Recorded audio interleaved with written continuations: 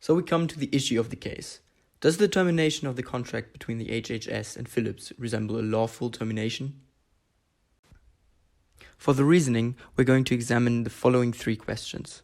First, did a valid contract come into existence between the HHS and Philips in 2020? Second, which legal system applies in this case? And third, what valid justification can we find for the termination? Let's move to the first question. According to US law, a contract is defined as the total legal obligation that results from the parties' agreement as determined by the Uniform Commercial Code. Since the official signed contract is not public, the following events must suffice as indications for a valid contract. From emails sent by Philips' senior counsel, Ms. Edie, to the HHS, we know the details of a proposed letter contract stating the same prices and volumes as later communicated by the parties.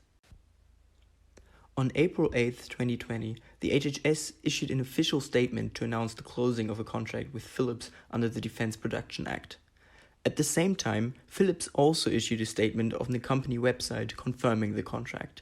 From these actions, we deduct that a binding contract was signed. Now, let's move to the second question. Which legal system applies? Since Philips is a Dutch company, one could assume that Dutch law or internationally established principles like UNIDROIT might be applicable. However, one party is the HHS, the US government entity, and the other, Philips North America Inc., is Philips' US subsidiary. Both are US-based parties. Including additionally that the contract is based on the DPA, a US law, we come to the conclusion that the US law shall be applicable in this case. Under US law, and according to the contract, Philips is bound to produce 43,000 ventilators until December 2020, and the HHS is bound to pay the agreed price. If either party fails to complete the obligations, they face liabilities in front of a court.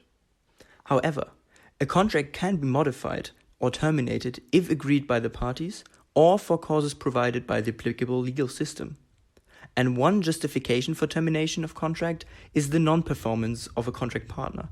For example, one party not delivering to the agreed extent.